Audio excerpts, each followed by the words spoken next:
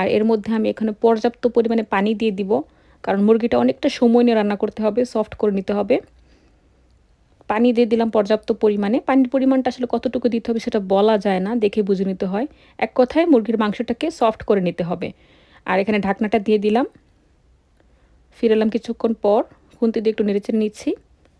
দাঁড়িয়ে থেকে রান্নাটা করলে ভালো হয়। যেকোনো রান্না একটু ধৈর্য সহকারে রান্না করলে সেটা অবশ্যই খেতে ভীষণ ভালো হয়। তো আমি প্যানটা চেঞ্জ করে নিয়েছিলাম। আমার কাছে মনে হয়েছে প্যানটা একটু ছোট। সেজন্য আমি একটু গভীর প্যান নিয়েছি যাতে রান্নাটা করতে সুবিধা হয়। আমার ঝোলটা কিন্তু পুরোপুরি শুকিয়ে গেছে। আর আমি কিন্তু চুলার হিটটা একেবারে মিডিয়াম টু লোতে রেখে মুরগিটাকে অনেকটা সময় নিয়ে রান্না করে নিয়েছি। মুরগি পুরোপুরি যখন সফট হয়ে গেছে, উপরে তেলটা ভেসে উঠেছে, তখনই এর মধ্যে আমি বাঁধাকপি দিয়ে দিলাম। এখানে একটি বড় সাইজের বাঁধাকপি কুচি আছে।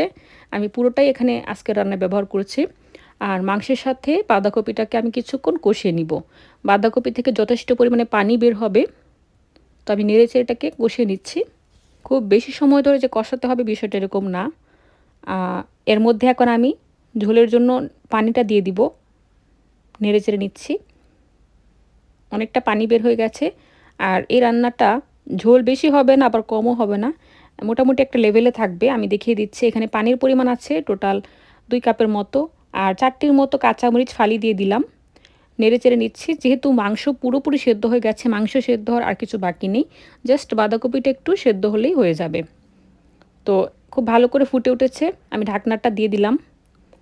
কিছুক্ষণ এটাকে রান্না করে নিব। আর বাঁধাকপিটাকে একদম সেদ্ধ করে নেবেন না, মানে জিনিসটা যেন পুরোপুরি নেতিয়ে না যায়। চেষ্টা করবেন এরকম যেন থাকে, তাহলে খেতে ভালো লাগবে। আর সবশেষে এর মধ্যে আমি প্রায় 3 চামচের মতো ঘি দিয়ে দিলাম। এই রান্নায় ঘিটা ব্যবহার করলে খুব বেশি ভালো রাজুক একটা স্মেল আসে, খেতে খুবই ভালো লাগে। ঘিটা অপশনাল, চাইলে স্কিপ করতে পারেন, কিন্তু আমি দিয়েছি। আর এরকমই থাকবে, খেয়াল করে দেখুন ঝোলটা এর চেয়ে বেশি মানে কমবে না, এরকমই রাখবো। এটা ঠান্ডা হওয়ার পর ঝোলটা কিন্তু আরও অনেকটা কমে যাবে। চাইলে আরেকটু ঝোল ঝোল রাখতেও পারেন, সেটা সম্পূর্ণ আপনাদের ইচ্ছা। আর আমি কিন্তু মাঝখানে প্যানটা চেঞ্জ করে নিয়েছিলাম, কারণ আমার কাছে মনে হয়েছে ওই আগের প্যানটা একটু ছোট, তো এটা একটু গভীর, নাড়াচাড়া করতে সুবিধা হয়, এই জন্য প্যানটা আমি চেঞ্জ করে নিয়েছিলাম। তো রান্নাটা আমার হয়ে গেছে। আমি ঝোলটা এরকমই রাখবো, এর চেয়ে ড্রাই করার কোনো প্রয়োজন নেই।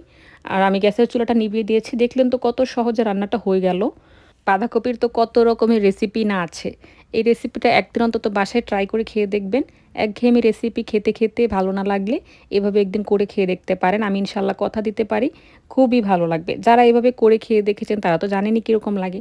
যারা কখনোই খাননি তারা অবশ্যই একদিন এভাবে ট্রাই করে খেয়ে দেখবেন। আশা করছি আজকের ভিডিওটি নতুন রাঁধুনি, ব্যাচেলর, প্রবাসী স্টুডেন্ট সবার জন্য ভীষণ হেল্পফুল লেগেছে। ভালো লাগলে লাইক কমেন্ট করে দিবেন। ধন্যবাদ। আসসালামু আলাইকুম।